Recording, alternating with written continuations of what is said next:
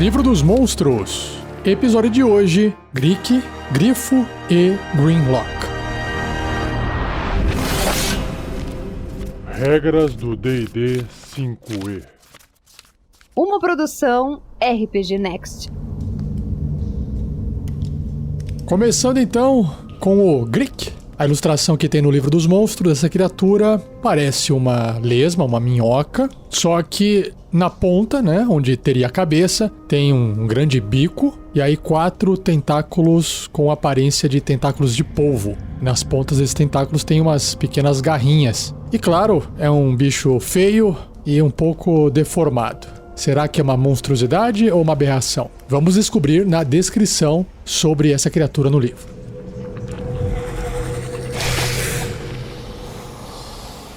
Grick. O Grick é uma criatura em forma de verme que aguarda furtivamente, mesclando-se às rochas das cavernas e grutas que eles assombram. Apenas quando a presa se aproxima, ele ataca por trás, seus 4 tentáculos farpados se desenrolam para revelar seu enorme bico faminto. Predadores passivos. Eita, será que é passivo? Vamos ver. Os Gricks raramente caçam. Ao invés disso, eles arrastam seus corpos borrachudos para lugares onde criaturas passem regularmente, espreitando fora da vista em meio aos escombros e detritos rochosos, se espremendo em tocas, buracos ou fendas, escalando parapeitos ou se enrolando em volta de estalactites para cair sobre presas desatentas. Um Grick devora virtualmente qualquer coisa que se mova, exceto outros Gricks. Ele ataca a presa mais próxima, agarrando uma criatura caída com seus tentáculos e arrastando-a para devorá-la em paz. Bom, não é tão passivo assim, né? É que ele espera as pessoas passarem por ele, ao invés de ele ir atrás das suas presas. Emboscadores errantes. Os Gricks permanecem em uma área até que todo o estoque de alimento diminua, geralmente porque criaturas racionais tornam-se cientes da presença deles e planejam rotas alternativas em torno de seus covis. Quando as presas são escassas no subterrâneo, os Gricks se aventuram na superfície para caçar no ambiente selvagem, espreitando nas árvores ou nos parapeitos de encostas. Um bando de Gricks geralmente é liderado por um único alfa enorme e bem alimentado em torno do qual os outros se reúnem. Será que vai ter mais de um bloco de estatísticas de Grick? Vamos ver, logo logo.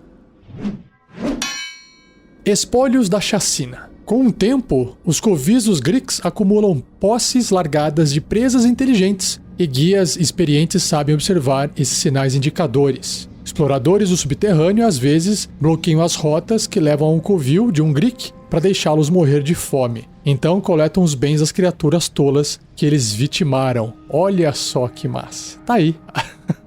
A ideia da aventura já tá ali, ó.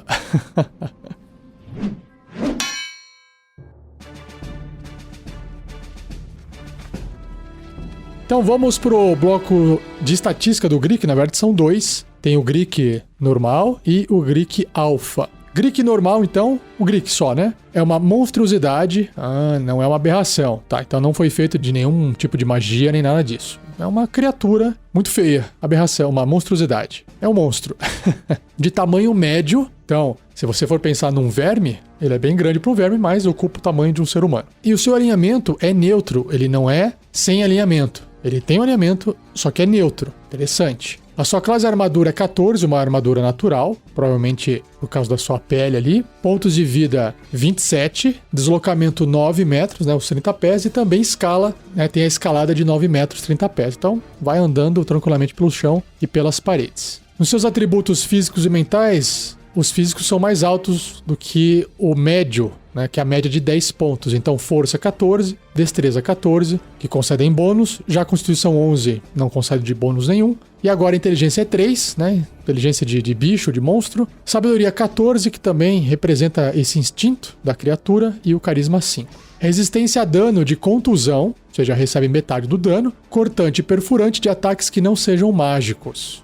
O mágico vai acabar passando por essa resistência que ele tem. Sentidos, ele tem visão no escuro de 18 metros, 60 pés, e percepção passiva de 12. Idiomas, nenhum. Seu nível de desafio é 2, concedendo 450 pontos de experiência. E aí ele tem uma habilidade chamada Camuflagem Rochosa, que dá a ele, né, vantagem em testes de destreza, furtividade, feitos para se esconder em terreno rochoso. Então, bem mais difícil de você enxergar ele camuflado ali. E aí, quando ele age, ele tem 3 ações, sendo que uma delas são os ataques múltiplos. E aí ele pode usar os tentáculos ou o bico como ação. E nos ataques múltiplos diz que o Greek realiza um ataque com seus tentáculos. Se o ataque atingir, ele pode fazer um ataque de bico contra o mesmo alvo, né? Porque ele agarrou e aí quer morder, trouxe para perto do bico e vai morder. Então os tentáculos são um ataque corpo a corpo com arma mais 4 para atingir. O alcance é 1,5 m, né? Uma criatura adjacente, um alvo. Se acertar, 9 ou 2d6 mais 2 de dano cortante. Interessante que os tentáculos cortam a vítima, principalmente por causa das garrinhas nas pontas. E aí o bico, que também é um ataque corpo a corpo com arma, também mais 4 para atingir e também o mesmo alcance adjacente, um alvo se acertar 5 ou 1d6 mais 2 de dano perfurante. Então perceba que mecanicamente ele só faz ataques e causa dano, não tem nenhum efeito adicional a não ser reduzir o HP da sua vítima. Então é por isso que é sempre bom você dar uma lida no comportamento da criatura, na aparência da criatura, na região em que ela costuma estar, para poder construir essa cena de forma mais interessante no seu RPG. E aí o Greek Alpha, ele passa a ter um tamanho grande, que legal, ocupando ali o espaço de um cavalo. Também mantém o seu alinhamento, sua tendência neutra. Sua classe de armadura sobe em 1 ponto. 4 pontos. De 14 foi para 18. Uau, bastante. Pontos de vida 75, caramba, bem alto também. Deslocamento 9, continua com a mesma velocidade de antes, e a escalada também 9. E aí, em atributos, é claro que isso vai representar um aumento, né, por causa da criatura ter ficado maior, porque ela, é mais forte mesmo, né, ela come mais, impõe mais a sua presença nas outras criaturas, porque ela tem mais força. Então tá aqui, ó, força 18, 4 pontos a mais que o Greek normal. Destreza 16, 2 pontinhos a mais também. Constituição 15, opa, aí subiu, legal. Inteligência 4, sobe 1 ponto, mas não muda muita coisa. Sabedoria 14 se mantém e carisma 9, um pouco mais alto. E aí ele se mantém com a mesma resistência de dano à contusão, cortante, perfurante de ataques não mágicos. Mesma coisa nos sentidos, visão no escuro de 18 metros e percepção passiva de 12. Também não tem idioma nenhum, só que o seu nível de desafio agora é bem maior. De 2 agora são 7. E aí você tem 2.900 pontos de experiência para poder derrotar ou matar essa criatura, o que o seu personagem ganha, ou o grupo. Ele mantém a mesma habilidade de camuflagem rochosa, para fazer aquele teste de furtividade com vantagem se estiver em terreno rochoso. E aí ele tem também em ações ataques múltiplos, o tentáculo e o bico. Só que tem mais um ataque, ele pode usar a sua cauda como uma arma. Então vamos lá. Nos ataques múltiplos diz aqui que o Greek realiza 2 ataques, um com a sua cauda e um com seus tentáculos. E aí, se atingir com o tentáculo, ele pode fazer um ataque com o bico contra o mesmo alvo. Então na prática ele pode fazer, né, de 2 a 3 ataques, sendo que ele tem que acertar o ataque com o tentáculo para conseguir fazer o outro ataque com o bico. Então, antes de eu apresentar a cauda, vamos ver aqui o tentáculo e o bico. É a mesma descrição do Greek normal, só que aí tem uma chance de acertar maior, que é mais 7 para atingir. O alcance aumenta, dobra, né? São 3 metros, 2 quadradinhos ali no tabuleiro, um alvo. Só que se o tentáculo acertar, vai causar 22 ou 4d8 mais 4 de dano cortante. Uau! E se o bico acertar, é 13 ou 2d8 mais 4 de dano perfurante. Então, muito mais alto o dano que ele pode causar se comparado com o Greek normal. E o ataque de cauda é um ataque corpo a corpo com arma, mais 7 para atingir. O alcance 3 metros, apenas um alvo. Se acertar, vai causar 11 ou 2d6 mais 4 de dano de contusão. A pancada. Então, olha só que interessante. Ele tem um dano de contusão com a cauda, o dano cortante com o tentáculo e o dano perfurante com o bico. Os 3 tipos de dano físico. É isso. Esse é o Greek e agora vamos para a ideia de aventura. Bom, a ideia de aventura que eu trago aqui é basicamente pegar aquele gancho de ideia que já foi dado na descrição do Greek, onde as pessoas conhecem o local que essas criaturas vivem e elas impedem que essas criaturas possam se alimentar. E aí elas começam a passar fome. Então tem que ser um local subterrâneo para que elas não possam ter saída, né? Não pode ser numa floresta, num lugar aberto, porque aí a criatura escala e escapa. Então tem que ser em algum lugar subterrâneo, cavernas, montanhas. Às vezes, é claro, ele pode estar preso simplesmente numa caverna. E aí quando o pessoal solta, o bicho, né, foge, vai para fora e aí arrasta de volta suas vítimas para essa caverna, por exemplo. Então, vamos lá. Focando na aventura, eu acho que seria legal assim. Os aventureiros são contratados por um trabalho, para eles irem até uma caverna e descobrir o que tem lá dentro, porque existe uma história de que um grupo de pessoas se prendeu ali há muito tempo atrás, dentro daquela caverna, e aí colocaram aquela rocha na porta para se protegerem, ou pode até inventar uma história de que um gigante foi lá e colocou a pedra, enfim, e que agora foi encontrado esse local, que é um lugar no meio da mata, camuflado, e aí foi encontrado, há rumores desse local, e os aventureiros precisam ir até lá, tirar essa pedra, investigar o que tem nessa caverna e trazer o que tiver lá dentro e repartir com quem tá passando essa missão. Mas tudo isso se trata de um golpe, né? A partir do momento que os aventureiros conseguirem entrar nessa caverna, sim, primeiro eles vão encontrar essas criaturas lá dentro mortas e vão encontrar, sei lá, tesouros lá dentro, enfim, pode ser que sim, pode ser que não. Aí depende do que você achar melhor, mas o mais importante depois que abrir essa caverna, a porta dessa caverna, lá dentro vai ter os Greeks, todos famintos. Não precisa ter necessariamente o Greek Alpha, ou se tiver, ele pode também estar super agressivo e super faminto, né? E aí vai rolar um combate, e eu acho que fica até interessante depois disso acontecer alguma coisa, né, na cena. Por exemplo, os personagens, no caso, podem fazer testes de natureza e tentar identificar algum conhecimento sobre os Greeks. E se eles descobrirem que, olha, essas criaturas, elas têm esse comportamento, elas atacam suas vítimas e arrastam para o lugar, e, sei lá, é comum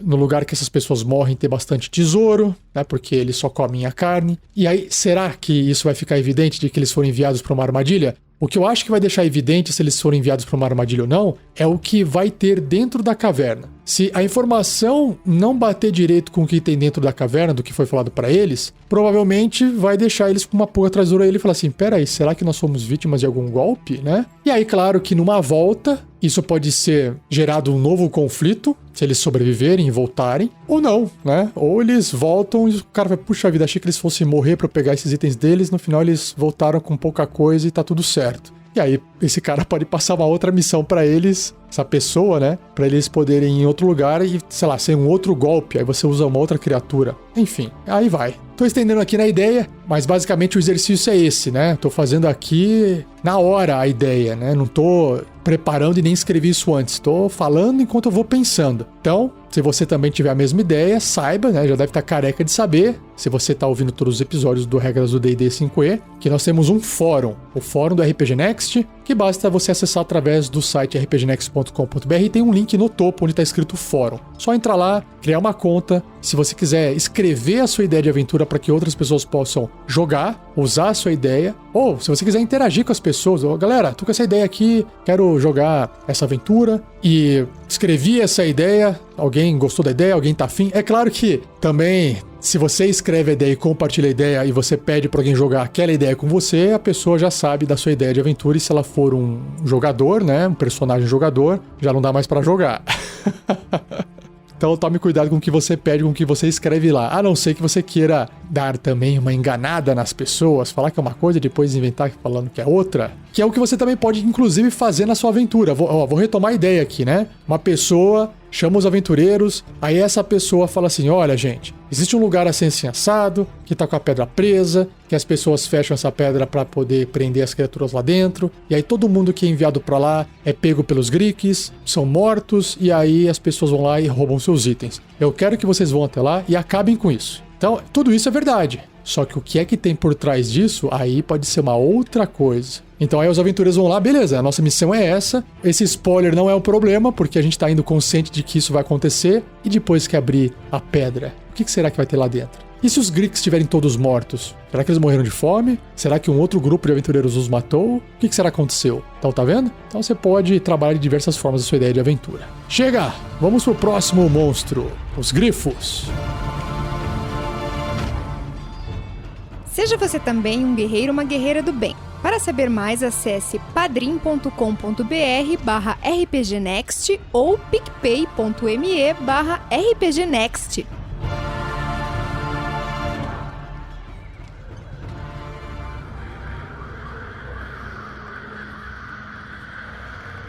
Grifos. Bom, o grifo tem uma ilustração bem bonita aqui no livro. Ele lembra uma águia, da cintura para frente e da cintura para trás, um leão. As suas duas patas dianteiras são patas de águia, ele tem cabeça, bico, corpo de águia, asas de águia, penas de águia e da metade do corpo para trás é leão.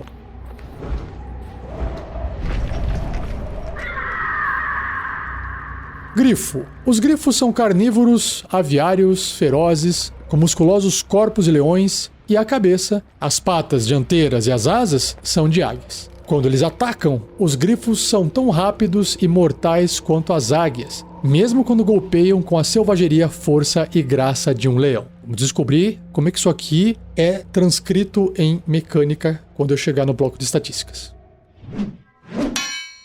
Devoradores de cavalos, olha só. Os grifos caçam em pequenos bandos, voando alto sobre as planícies e florestas próximo das encostas rochosas onde ficam seus ninhos. Animais de rebanho e cavalos são as presas que anseiam acima de todas as outras. Apesar deles também caçarem e matarem hipogrifos, que será apresentado num cast futuro. Quando um grifo avista cavalos, ele guincha para alertar seus companheiros de bando que descem rapidamente em direção à presa. Esses cavalos de montaria ou de rebanho, apavorados com o grito estridente do grifo, preparam-se para a luta sangrenta que inevitavelmente acontecerá. Um grifo ignora o cavaleiro de um cavalo quando possível, e um cavaleiro que abandone sua montaria, ou um pastor que libere 1 ou 2 cavalos, pode escapar ileso enquanto o grifo ataca sua presa escolhida. Cavaleiros que tentem proteger seus cavalos atraem toda a fúria de um grifo atacante.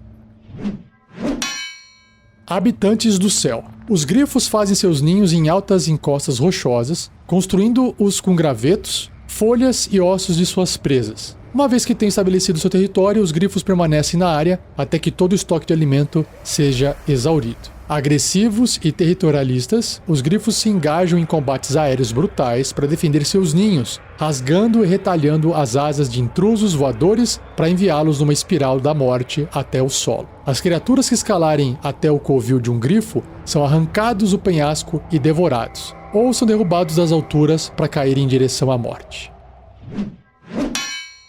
Montarias treinadas. Um grifo criado desde o ovo pode ser treinado para servir como montaria. Porém, esse treinamento requer muito tempo, gastos a maior parte com a alimentação pesada da criatura e, claro, por ele ser perigoso. Treinadores experientes acostumados com a ferocidade lendária dos grifos são praticamente os únicos capazes de criar essas criaturas em segurança. Uma vez treinado, um grifo é uma montaria feroz e leal. Ele se vincula a um mestre por toda a vida, voando para a morte para proteger seu cavaleiro. Um grifo de montaria mantém seu apetite voraz por carne de cavalo e um mestre sensato garantirá que um grifo esteja satisfeito com outras presas enquanto passa por terras civilizadas.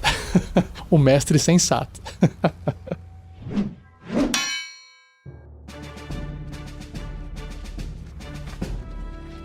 Vamos lá, bloco de estatísticas do grifo. Ele é uma monstruosidade grande, do tamanho de um cavalo, e tem um alinhamento sem alinhamento, imparcial, unaligned.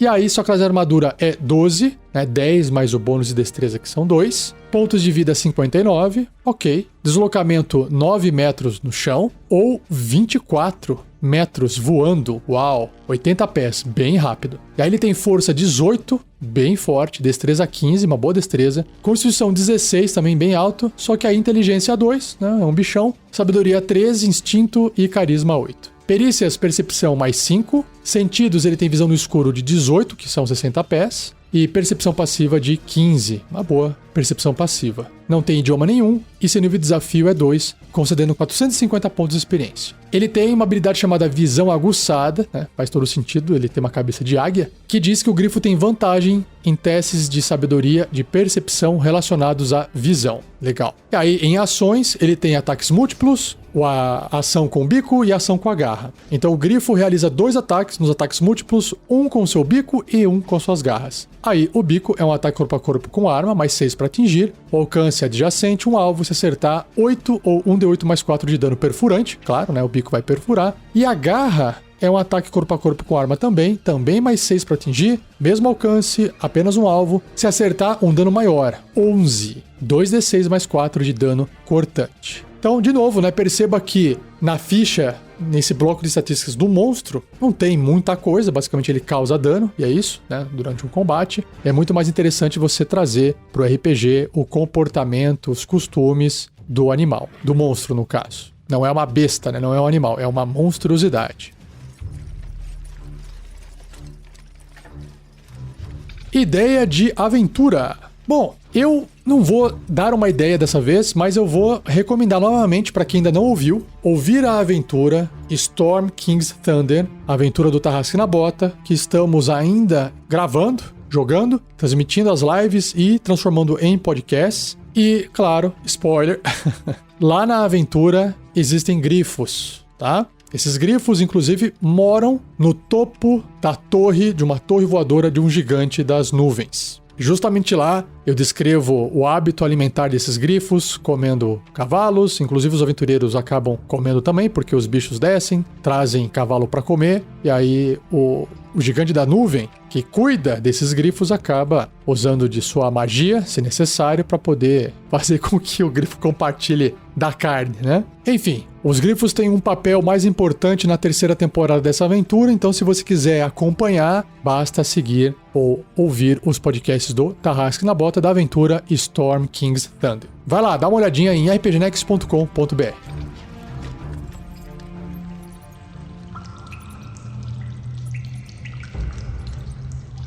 Para fechar o cast de hoje, nós temos o Grimlock.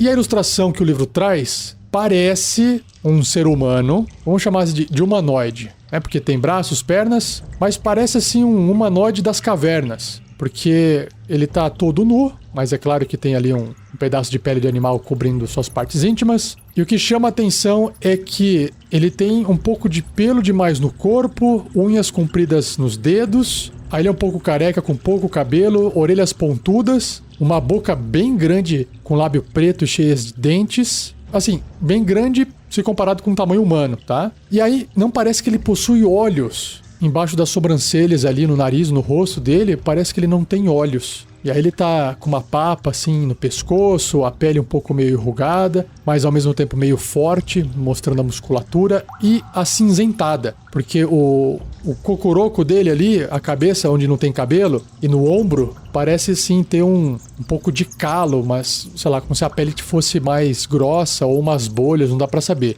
E na mão, ele segura um pedaço de osso com outros ossos fazendo, como se fossem espetos, assim, pontas, numa forma de massa de ossos, né? Parece uma criatura bem selvagem e até lembra uma aparência meio mitológica, assim, né? Porque tem bastante semelhança com características de humanoides convencionais. Grimlock.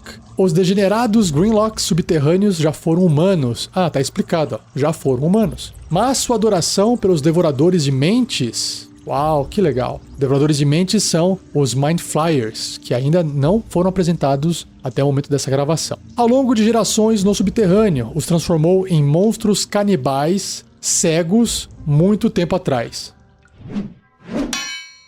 Cultistas aviltados. Aviltado significa algo que foi desonrado, humilhado ou rebaixado. Em inglês é debased, que é base, né? Debased é fora da base, algo assim. O Império dos Devoradores de Mentes havia se espalhado por muitos mundos, escravizando incontáveis raças. Dentre essas estavam culturas humanas, cujos altos sacerdotes foram subvertidos pelos Devoradores de Mentes através de seus poderes insidiosos de controle de mente. Esses líderes, gradualmente, direcionaram a fé de seus seguidores para os Illitides, os quais eles veneram como divindades blasfemas. Com o tempo, os rituais desses humanos escravizados criaram cultistas canibais fervorosos que consideram os Illitides comedores de cérebro como um santíssimo sacramento. Os Illitides comandaram seus adoradores a abduzir outras criaturas racionais para serem sacrificadas. É bem esquema Lovecraft, né? Após o cérebro da vítima ser consumido, os devoradores de mentes dão o corpo sem vida para seus cultistas.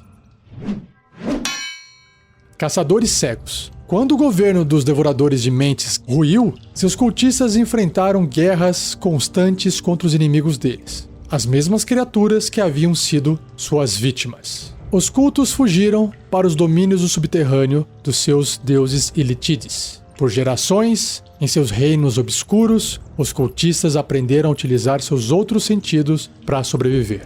Rolou uma seleção natural, se é que isso existe no mundo de fantasia, mas pode ter tido ou não essa influência aí natural, mais o efeito da magia. Continua. Com o tempo, seus olhos atrofiaram e se fecharam, deixando para trás órbitas oculares cobertas. Os ouvidos de um Grimlock captam a mais leve passada ou sussurro que ecoe pelas passagens rochosas. Eles podem falar em tons muito baixos para a maioria dos outros humanoides ouvirem. O cheiro de suor, carne e sangue desperta seu apetite. Ele pode rastrear tais cheiros como um cão de caça. Ah, provavelmente tem isso aqui como habilidade ali na ficha, hein? Já vamos ver. Para aprimorar seus sentidos, os Grimlocks deixam rastros de sangue, pilhas de esterco ou de vísceras de vítimas mortas em locais distantes de seus covis. Quando intrusos passam por essas áreas, eles carregam o cheiro imundo consigo, deixando os Grimlocks cientes de sua aproximação. Olha só que legal. Para a maioria das criaturas, a cegueira é um enorme obstáculo. Para um Grimlock, com seus outros sentidos apurados, a cegueira é uma bênção. Um Grimlock não é enganado por ilusões visuais ou percepções equivocadas. Ele é implacável enquanto caça suas presas. Guerra infindável. Os Grimlocks continuam a venerar os devoradores de mentes, servindo sempre que podem. Os Grimlocks também recordam da guerra que os levou aos subterrâneos. Para eles, essa guerra nunca acabou. Eles continuam a retornar à superfície do mundo para abduzir prisioneiros para os seus mestres Elitides.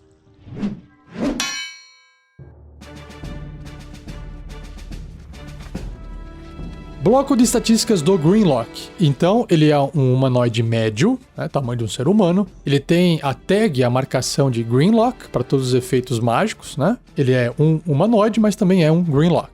E aí o seu alinhamento ou tendência é neutro e mal. Sua classe de armadura é 11, 10 mais 1 por causa da destreza, do bônus de destreza. Pontos de vida 11, ele é fraquinho. Deslocamento 9 metros. E aí ele tem força 16, claro, no atributo de força ele é forte, né? Mas no seu ponto de vida o nível deve ser bem fraco. Destreza 12, ok. Constituição 12, inteligência 9, um pouquinho abaixo da média, né? De 10. Sabedoria 8 e carisma 6. Então, claramente, ele é uma criatura com habilidades físicas mais desenvolvidas do que as suas mentais. E aí, perícias, ele tem atletismo mais 5 para poder escalar, furtividade mais 3 para poder esconder e percepção mais 3 para poder perceber. Imunidade à condição de cego, aí não pode ficar cego porque ele já é.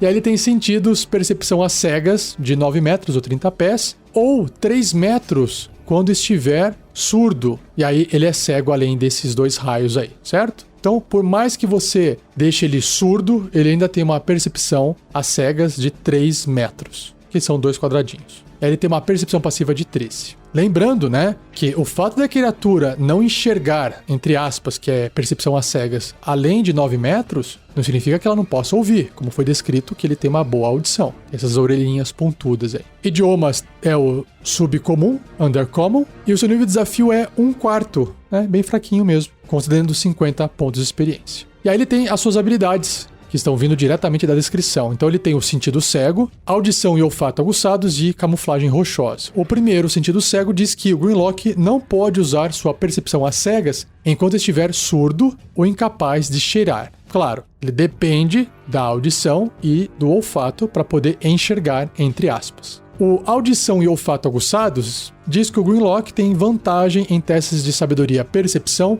relacionados à audição e ao olfato. Legal. E aí a camuflagem rochosa diz que o Grimlock possui vantagem em testes de destreza e furtividade feitos para se esconder em terreno rochoso. Bacana. Muito bom. Então, se quiser fazer ele escondido, tem que deixar ele perto de terreno rochoso, né? Por causa da cor da pele dele, que parece de pedra. E aí, em ações, ele usa sua clava de osso com cravos. É um ataque corpo a corpo com arma, mais 5 para poder atingir, alcance 1,5 m adjacente um alvo, se acertar 5 ou 1d4 mais 3 de dano de contusão. Esse 1d4 representa uma arma improvisada, né? Mais 2 ou 1d4 de dano perfurante. Só que aí tem uma arma improvisada com outra arma improvisada.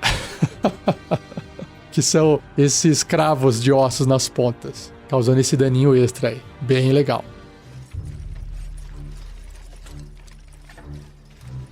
Ideia de aventura. A primeira ideia que passou na minha cabeça seria até, se possível, fazer uma aventura na época em que os Grimlocks ainda não eram Grimlocks. Eles eram esses cultistas aqui dos Elitides que comiam cadáveres sem o cérebro, né? Bem estilo Lovecraft. Mas aí, claro que tem que ser de época, né? Ou seja, você vai jogar fantasia medieval, e é claro que fantasia medieval você pode jogar durante milhares e milhares de anos, que vai ser tudo a mesma coisa, né?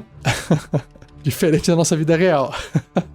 Nada impediria de você, por exemplo, fazer uma aventura onde os aventureiros têm que eliminar ou acabar. Então, por exemplo, imagina que os aventureiros nessa época são as vítimas desses cultistas que estão sendo constantemente abduzidos para baixo da terra para servirem tanto de alimento para os elitites, né, comerem seus cérebros, quanto para depois servir de comida para os cultistas canibais. Então, claro que nesse caso, se isso for acontecer, você não vai poder usar um Greenlock como ficha de monstro, mas você pode usar apenas a história. E você pode sim fazer uma aventura também de época. Então, por exemplo, se você joga com um elfo, joga com um anão, é claro que talvez 800 anos, 1000 anos não seja suficiente para poder um cultista que fique preso e more lá dentro da caverna, talvez vire um Greenlock. Pode ser que sim, pode ser que não. Por exemplo, pensa no Senhor dos Anéis, onde tem o Gollum, né? E o Gollum era um hobbit, né? Antes. E aí o anel, a posse do anel, a maldade foi deformando ele com o tempo e ele virou o Gollum. É a mesma coisa, né? No mundo de fantasia, onde tem magia, você pode acelerar esse processo. Então, você pode às vezes fazer uma aventura onde você tem ali aventureiros de raças que são longevas. Então, você pode usar anões e elfos, por exemplo, até gnomos. E aí, eles participam desse combate, e aí eles conseguem, por exemplo, prender por um tempo, sei lá, espantar, e as criaturas vão pro submundo e nunca mais são vistas. E depois de um tempo, depois que os aventureiros velhinhos, por exemplo, a cidade começa a sofrer um outro tipo de ataque, né, noturno e tal, onde as pessoas estão sumindo, e aí vão rastrear e vão descobrir que parece que são humanos que estão pegando. Será que um novo culto foi criado? Será que aquele passado lá voltou a funcionar? E aí, na verdade, não, né? São, basicamente, a guerra infindável que os Greylocks ainda continuam a venerar. Os devoradores de mentes, como o livro descreve. Ou seja, os caras estão ali com a mente totalmente distorcida, e aí eles estão ainda levando vítimas para o submundo. E aí você consegue trazer nessa ideia, aí sim, a ficha do Greenlock para poder combater. Na primeira parte pode ser fichas de cultista, e aí na segunda parte, anos depois, milhares de anos depois, ou centenas de anos depois, podem ser os Greenlocks. Se você tiver uma ideia também legal e quiser compartilhar, já sabe, só compartilhar ela no fórum do RPG Next.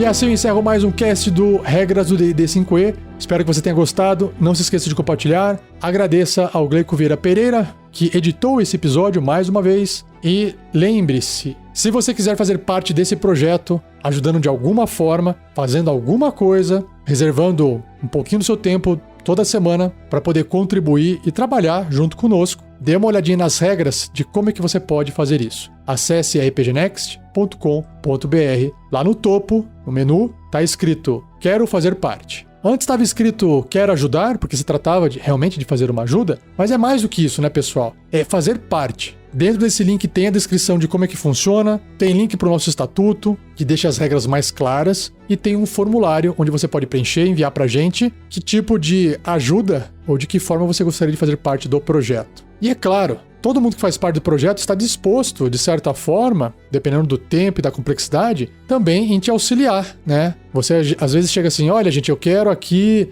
editar podcast. Por exemplo, o Gleico foi né? Que falou que queria ajudar com edição de podcast. Falei, sem problemas, vamos ver aí qual é a sua capacidade de edição. E aí, o Gleico na época enviou, falei, nossa, cara, tá muito boa essa edição. O Gleico já tinha essa habilidade, né? Em fazer as edições e precisava de ajustes. Aí, basicamente, eu expliquei pra ele, passei alguns tutoriais, expliquei pra ele algumas coisinhas pra deixar o formato mais parecido do que eu fazia antes. E aí, claro que ele aceitou fazer esses ajustes, essas melhorias, e hoje tá aí ele editando muito bem os episódios do Regras do D&D 5e. Enfim, entre em contato conosco, tem um formulário lá no site, já sabe onde clicar, lá no topo, quero fazer parte. A gente conversa, tá bom? É isso!